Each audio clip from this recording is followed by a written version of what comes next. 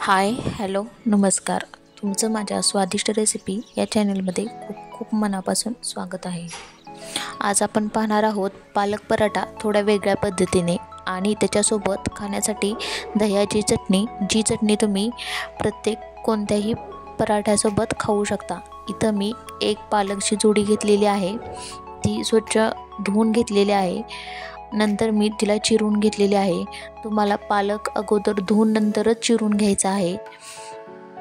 इथं मी एका मिक्सरच्या भांड्यामध्ये हे सर्व पालकाची जी पाने धुवून घेतलेली होती ती सर्व घालणार आहे आणि ती छान मिक्सरमध्ये आपण बारीक करून घेणार आहोत. आता आपण याच्यामध्ये बारीक करतानाच 2 ते 3 हिरवा मिरच्या आणि नंतर याच्यामध्ये थोडेसे 1 चमचा धने, 1 चमचा जिरे आणि 1 चमचा मी ओवा घातलेला आहे. हे छान मिक्सरमध्ये आपण बारीक करून घ्यायचं आहे. तुम्ही इथं पाहू शकता अशा पद्धतीने मी छान मिक्सरमध्ये बारीक करून घेतलेलं आहे. याच्यामध्ये पाणी घालायची अजिबात गरज नाही. अगदी वाटलं तुम्हाला तर थोडंसं तुम्ही घालू शकता. नंतर याच्यामध्ये मी 1 चमचे बडीशेप घातलेले आहे. चवीनुसार मीठ घातलेलं आहे. आता हे मीठ आणि बडीशेप घातलेली पूर्ण छान एकत्र मिक्स करून घ्यायचं, त्यामुळे मीठ एका जागी लागणार नाही. आता मी इथे 1 पेंडी पालकसाठी 1 वाटी बेसन पीठ चाळून घेतलेलं आहे आणि त्याच्यामध्ये जेवढं आपण गव्हाचं पीठ बसेल तेवढं गव्हाचं पीठ आपण टाकणार आहोत आणि हे छान मिश्रण आपण मळून घेणार आहोत.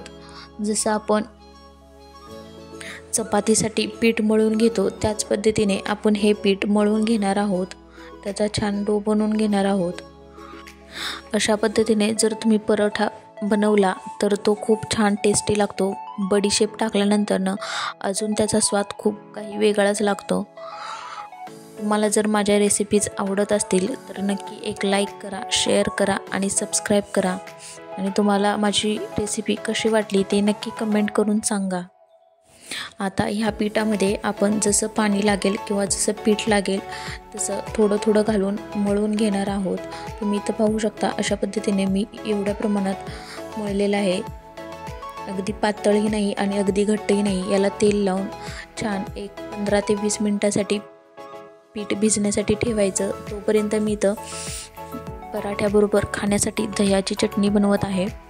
गॅस गरम करून इथं मी त्याच्यावर 1 भांडं ठेवलेलं आहे. त्यात 1-2 चमचे तूप टाकून त्यात तूप छान गरम झालं की त्यात मोहरी टाकलेली आहे. मोहरी छान अशी तडतडली की नंतर त्यात आपण 1 चमचा जिरं घालणार आहोत आणि नंतर 1 मिरची मी तिचे मोठे मोठे तुकडे करून ती टाकलेली आहे.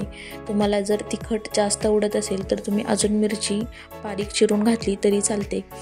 नंतर आपण याचा गॅस बंद करून घेणार आहोत आणि आता याच्यामध्ये जे आपण दही लावलं होतं ते दही सर्व करून ओतणार आहोत. तुम्ही पाहू शकता इथे छान दह्याला फोडणी बसलेली आहे. हे सर्व मिश्रण आपण एकत्र एकजीव करणार आहोत. गॅस अजिबात चालू करायचा नाही, नाहीतर आपलं दही फाटल्यासारखं होतं. पाणी वेगळं आणि दह्याचे आत गोळे होतात, त्यामुळे आपण गॅस बंद करणार आहोत.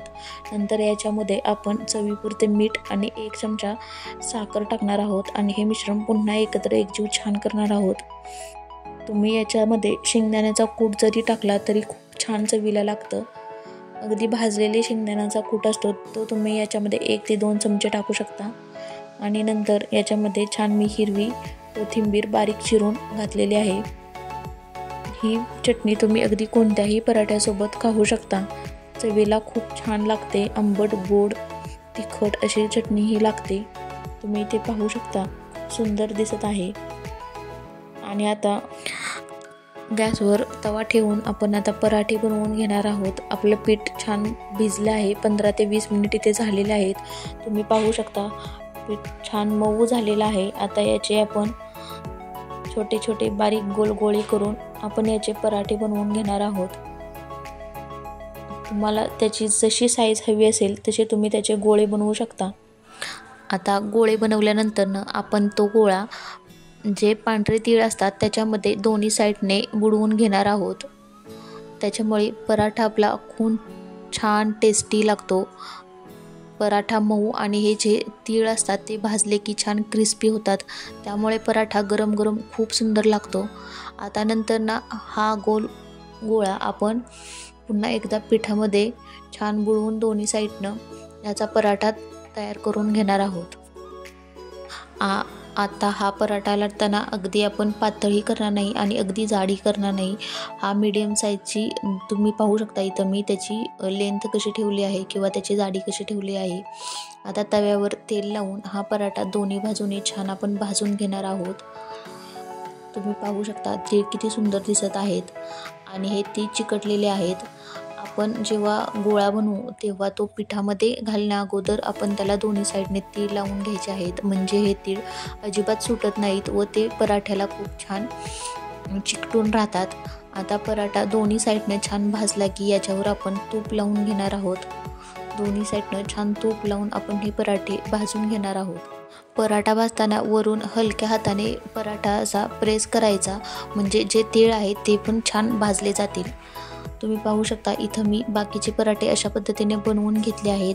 तर तुम्हाला ही रेसिपी नक्की कशी वाटली ती मला नक्की कमेंट करून सांगा आणि बनवली असेल तर कशी वाटली तेही नक्की कमेंट करून सांगा. तोपर्यंत धन्यवाद.